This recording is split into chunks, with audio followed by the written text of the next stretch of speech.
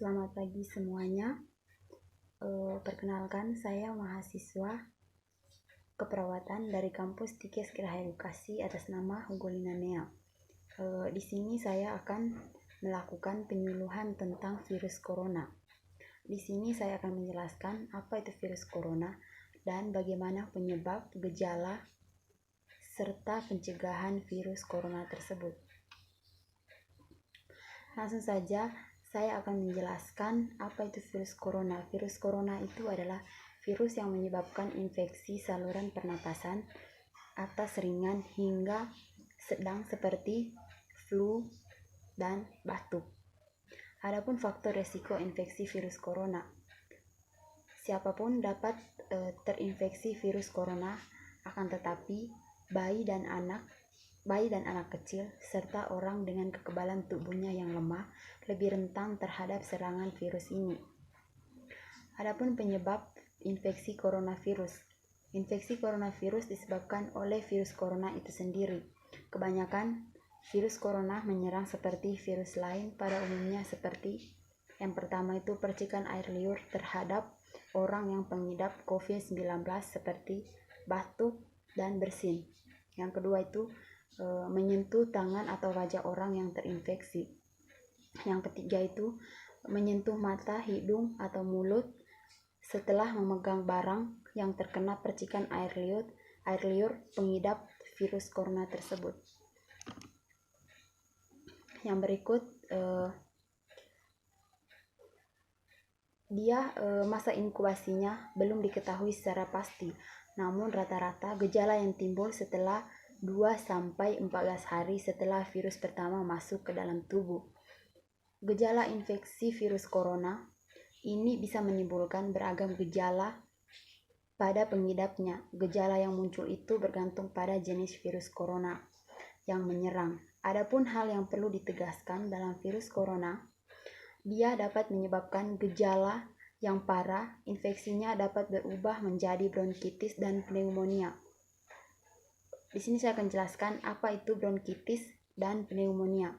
Bronkitis itu peradangan yang terjadi pada saluran utama pernapasan, sedangkan pneumonia adalah infeksi yang terjadi pada kantung-kantung udara di dalam paru-paru seseorang.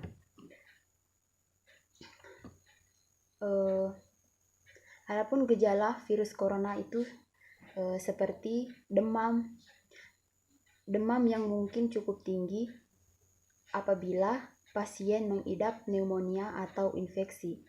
Yang kedua itu bentuk dengan lendir, batuk dengan lendir, sesak napas dan nyeri dada atau sesak saat bernapas dan batuk. Adapun infeksinya bisa semakin parah apabila menyerang kelompok individu tertentu. Contohnya orang dengan penyakit jantung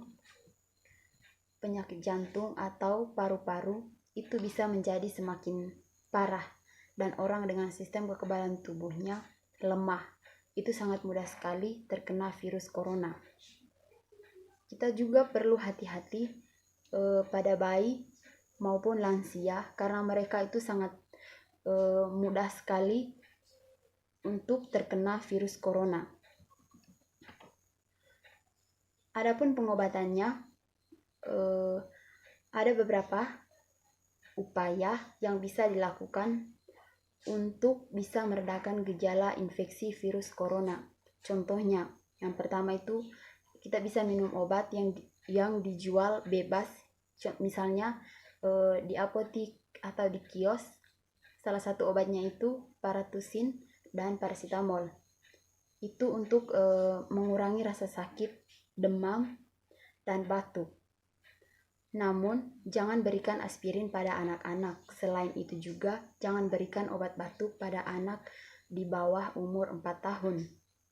Gunakan pelembab atau mandi air panas untuk membantu meredakan sakit tenggorokan dan batuk. Yang berikut itu, perbanyak istirahat dan perbanyakkan asupan cairan di dalam tubuh kita. Yang berikut itu pencegahan infeksi coronavirus. Ya, memang sampai saat ini juga belum ada vaksin untuk mencegah virus corona tersebut. Namun setidaknya ada beberapa cara yang bisa dilakukan untuk mengurangi risiko terjangkit virus ini. Yang pertama yaitu kita harus sering-sering mencuci tangan dengan sabun dan air selama 20 detik hingga bersih. Yang kedua itu kita bisa menghindari menyentuh wajah, hidung, atau mulut saat tangan dalam keadaan kotor atau belum cuci.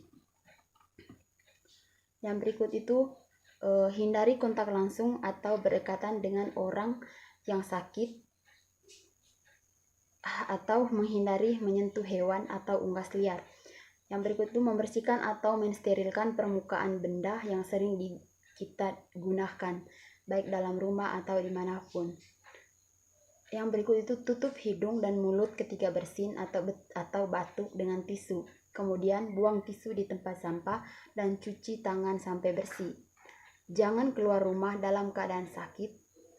Sekalipun kita keluar rumah, kita harus mengenakan masker dan segera berobat ke fasilitas kesehatan ketika kita mengalami gejala penyakit saluran nafas tersebut.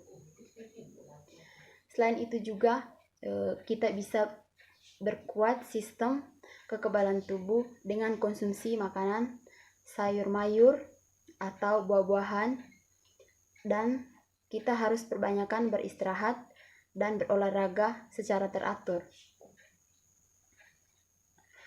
untuk menjadi kekuatan tubuh kita menjadi kuat untuk bisa menangkal ancaman virus serta penyakit.